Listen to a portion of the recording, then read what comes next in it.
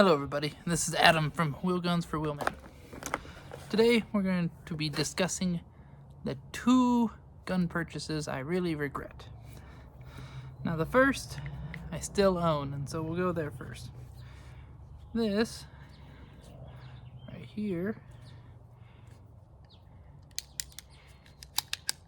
is the Gerson MC14T. What makes this pistol very unique is the tip-up barrel. It's basically a Beretta 86 combined with a Beretta 84 mag well, so it takes double stack mags, 84 series. Now, I like the gun. Functions flawlessly, shoots nice. However, I bought this to carry because I was planning on having a double action, single action 380 carry gun, and I really wanted it to be my new carry gun. However, it is now just a safe queen that sits in my safe, and the reason for that is there is no extractor, and so if you have a malfunction and the round doesn't fire and get ejected from the recoil, you can't just rack it out. You can't tap and rack to clear the malfunction. You have to, get your fingernail in there and dig it out, or punch it out from the end, perhaps. But with no extractor and no way to clear certain malfunctions, I'm definitely not going to be carrying it. And so, even though it was and is a nice gun, I don't plan on getting rid of it. I do regret it because I wouldn't have purchased it if I had known that, and that's my fault. Not like I couldn't have researched that.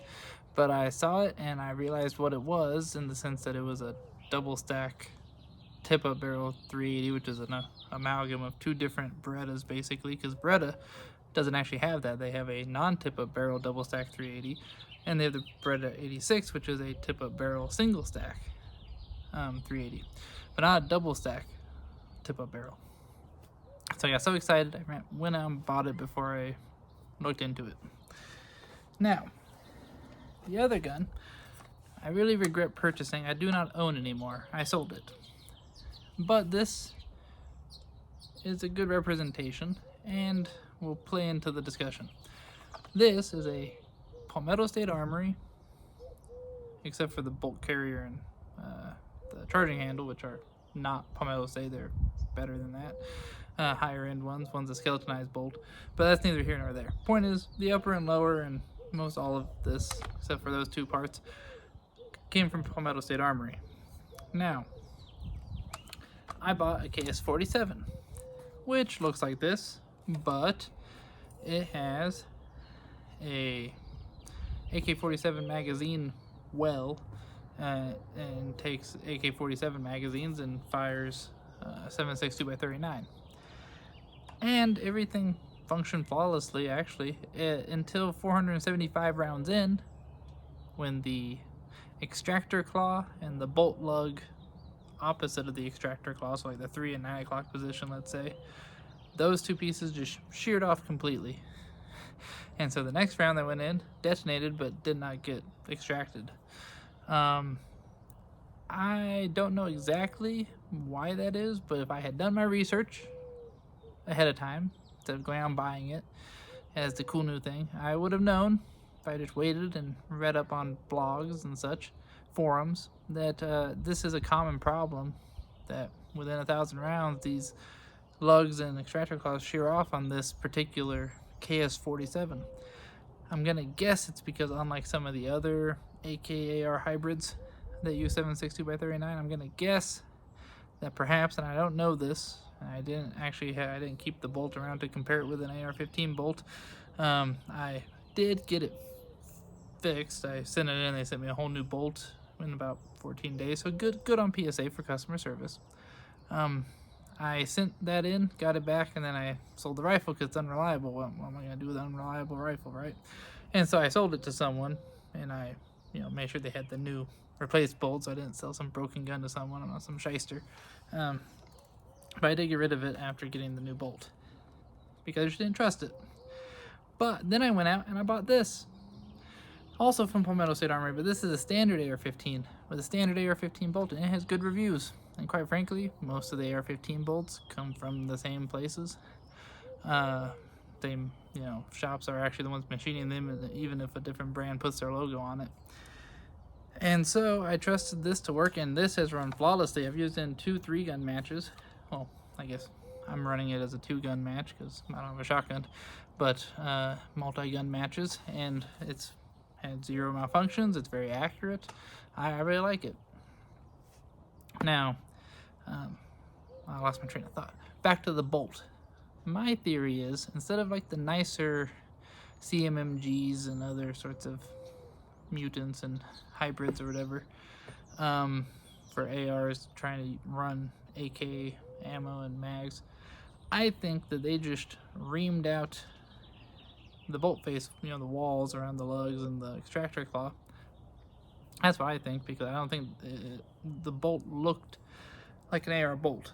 It's just obviously if the the cartridge base is a different width, you'd have to accommodate that obviously by making more space if you're not going to do a whole new bolt and or upper receiver. And so that's my theory. Perhaps I'm wrong.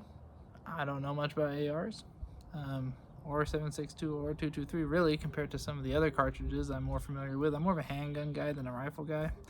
I probably have 50,000 rounds of 9mm downrange versus maybe 2,000 rounds of 223 and probably another 2,000 of 7.62 by 39. So those are the 2 guns I regret purchasing, because if I had known of the problems or features of each, I wouldn't have purchased them. Now, as a bonus, I want to tell you the 2 guns that I really regret selling. The first one is an 1891 Argentine Mauser cavalry carbine. I sold it because I needed money to move after getting my first real job after my clerkship, my first trial attorney job, I guess. And so I had to sell it to get money, and I doubled my, I got double what I paid for it because military surplus goes up in value, so that was nice. But getting 300 instead of 150 for one kind of stings when I see the same gun now selling for 700. But also, it was just a really nice specimen, and the stock looked refinished and stuff, but it looked nice, and it was a really cool gun, and it actually fired great, and it was pretty accurate for being it was an 1892 year of production, so just the 2nd year of production for that specific Mauser model, so pretty cool.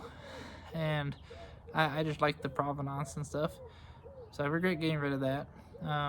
The other gun I really regret getting rid of, I had a Ruger SP101. It was one of my 3rd revolver I ever purchased. It was a 3-inch barrel, or maybe 2.75 inch, 357 Magnum, 5 shots, and I used to carry it for bear defense when I went fishing. I bought it right when I moved to Idaho, and I regret getting rid of it. I stopped carrying it because I got other guns I preferred over it for bear country and just in general, so I stopped using it altogether. But now I regret it because, again, they're pretty sought after actually, and so it retained value well, so to buy it back now would be probably more expensive due to inflation. But also, I just really liked that gun, and I had some fun stories that went along with it, and so it's somewhat sentimental, and it's gone. So, and I didn't even need money really for that. I just sold it because I, at the time, had a rule that if I don't use a gun for 12 months straight, I sell it.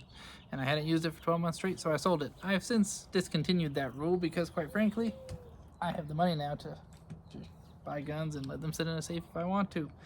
And I'm more into collecting than necessarily making sure I use all of them. So that's a little bit of insight into my thought process, some regrets of what I did buy, what I sold off, etc. Please like and subscribe, and leave a comment below of guns that you regret buying and or regret having sold, or maybe regret not having purchased when you had the chance. There's a lot of those, basically every military surplus gun. Anyways, check in with y'all later.